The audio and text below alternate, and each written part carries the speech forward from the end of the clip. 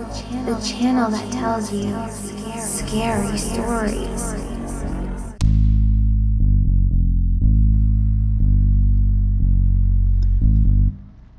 Hello, my name is Peter Bernard. I write the stories for the Scary Stories NYC channel here on YouTube. I get letters from the public and friends that I adapt into stories of cryptids or the supernatural. Recently, I've been getting a lot of mail from one person who claims he's a former research scientist that worked for huge corporations experimenting in the use of fear and hallucinations for mind control. Because it was all handled through private companies, nothing of what he did is on the public record. It's all quote-unquote company secrets. Our pen pal claims that he worked from the 1950s through the 1990s in research, development, and reverse engineering of machines and technology designed to do things that regular citizens are told is impossible.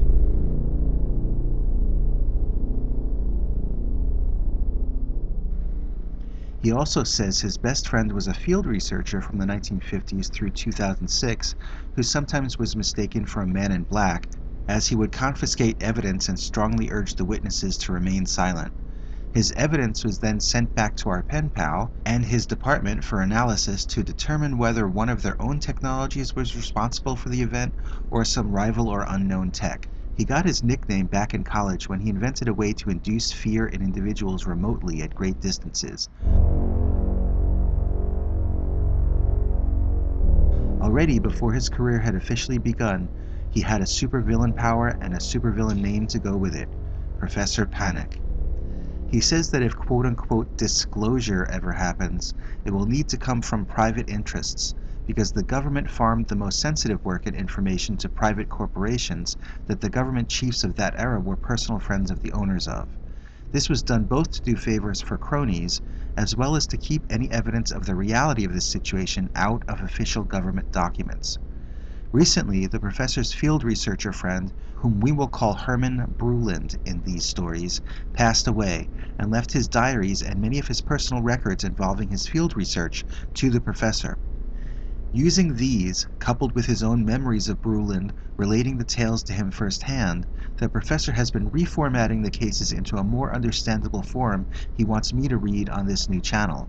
I urged him to get someone better at reading stories to do this work, but he says he's unconcerned with the entertainment value and only wants this information to finally get out in the public sphere. Now, I want to remind you that he's presented me with zero evidence of the veracity of any of these stories, so really this is all hearsay and legend. But I am also clearly not in a position to tell the professor that he's lying either. So now, let's find out what the professor wants us to know.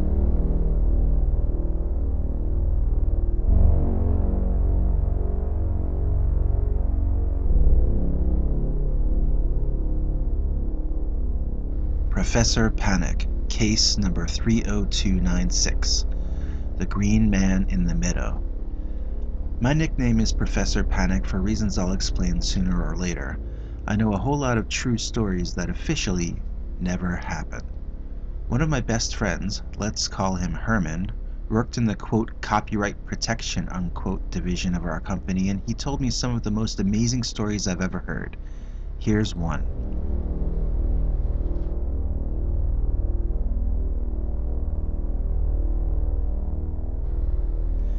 Brother and sister Carmine and Gabriella Bucci were playing in La Tourette Park in New York City on Tuesday, July 12, 1977, when they claim that they came upon a green man lying partially embedded in the ground who spoke to them in English and made predictions of the future. When pushed to describe the man in detail, the children both agreed that he was a normal-sized adult man laying on his back, with about one half of him above the ground and one half below. At first they thought he was covered in dirt and grass. Later they came to accept that he was a part of the ground shaped like a man who was alive and talking to them. He spoke using his mouth. He did not communicate telepathically. The kids didn't notice if he had an accent, but when quizzed, it turned out they didn't notice their own heavy New York accents either. When asked if the man were clothed or naked, Gabriella giggled and said he was naked except he had a lot of long grass covering up his private parts so they couldn't see. Apparently he was entirely covered in green, either grass or some sort of green fungus or moss. Since the only eyewitnesses of the green man were children, it was hard to nail down specifics about his appearance in certain ways. When the kids brought this story home to their parents, they were mocked and told to go back and ask the Green Man what horses would come in at the track on Wednesday. The children told their parents that the Green Man said there would be a blackout the next day, which only led to further mockery. When morning came and there was no blackout, Carmine and Gabby went to school and quickly forgot about the entire incident. But while watching Grizzly Adams that night, the TV and everything else suddenly went out. It took a while to find out from neighbors who had a battery-operated radio that the blackout was taking place all over the city. But when that news flash came through, Carmine and Gabby's shocked and unnerved father Marzio insisted the children take him to see this quote green man in the meadow first thing in the morning. On Thursday morning there was no school or work due to the blackout and the looting, so Carmine took the kids to the park and asked them to lead him to the Green Man. Although they searched for over an hour, the children were unable to remember where they had seen the man, so Marzio returned home disappointed. The kids remained to play for a while longer, and almost immediately after their father was gone, they heard the Green Man call to them once again. Locating him easily, they asked him how he knew about the blackout and how long it would last. He told them that power would be on later in the day or that night, but that the heat wave would not abate for over a week. Carmine asked the man how he knew all these things, and the man said he was only there because of such things. Apparently his people feed off of misery, and the summer of 1977 was so epically miserable that it attracted parasites like him from left and right, up and down, past and future. After reporting all this to their mom and dad over dinner, the family became alarmed. What kind of creature survives off of the misery of others, the parents asked each other while eating plants and animals whose lives were ended so that theirs might continue. Was he from space? Was our country being invaded? That Friday after school, Carmine and his sister Gabriella returned to the park to visit their new green friend. They told him their parents thought he was from another planet, but he insisted he was, quote, a part of Earth, unquote, same as he said they were. They asked how long he would stay, and he said he didn't know.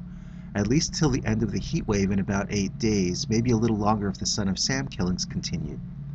Gabriella asked why he knew about things like power blackouts and heat waves, but didn't know if the Son of Sam killings would continue.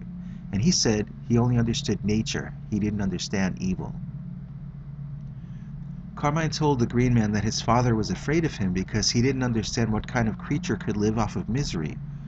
The Green Man told him that trees live off of bad breath and car exhaust, but that doesn't make them bad. He said that trees turn the bad breath into oxygen that humans like to breathe, and then the humans turn it back into bad breath as a favor for the trees. Similarly, the Green Man's people like to swallow sadness, misery, fear, and stress, and turn it into love and kindness, which they then breathe out for us humans to turn back into negativity, which in turn feeds them. There is no aspect of the process, the Green Man told the children, that is not both good and bad simultaneously. The children were never called by the Green Man again and never saw him after that day. My friend Herman arrived 2 days after this to interview the family, drawn there by his equipment and our vast spy network. Neither of the children had attempted to photograph the creature or record his voice, and there was no evidence kept of any kind. They had not notified the authorities or press and said they had no plan to. They seemed very surprised by Herman's visit, not understanding how he had even heard about the Green Man, since they had only told a few friends and family members about it. They seemed to take his urges to keep the incident secret for reasons of national security very seriously. When Herman brought this story back to my division in the company, we all basically just shrugged our shoulders and put it into the unknown file. We had tech that could in theory replicate a similar experience to this, but there were aspects of the story, such as the predictions, that would stay outside our ability to perform for at least another 5 or 6 years. Consequently, we never did figure out what caused this. Possibly it was an actual natural creature that genuinely exists and yet has never been recorded by science. Maybe it chooses to reveal itself only to children, deliberately to hide itself from our knowledge base. Maybe these people are there all the time and just cause us not to see or notice them.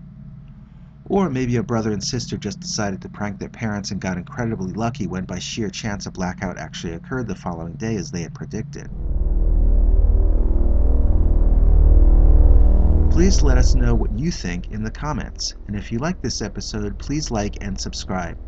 We have a lot of pretty crazy stories coming up on future episodes, including The Ghost in the Laptop, Dogman of the Pinelands, Angel Fighting Demon over Playpen, The black cat saved my life. The haunted Facebook account. Silver discs in the thunderstorm. My cat's best friend is Bigfoot. Small metallic object seen outside kid's bedroom for weeks, then suddenly kid becomes smart. The talented gnome. The dog who read minds. The talking monkey burglar of Lima, Peru. The unfriendly backyard goblin. Flying reptile over Paterson, New Jersey. Cursed flying woman of Bangladesh. Real life headless horseman. Do rabbits work personally for Satan? Coyote packs in the New York City sewers. And more.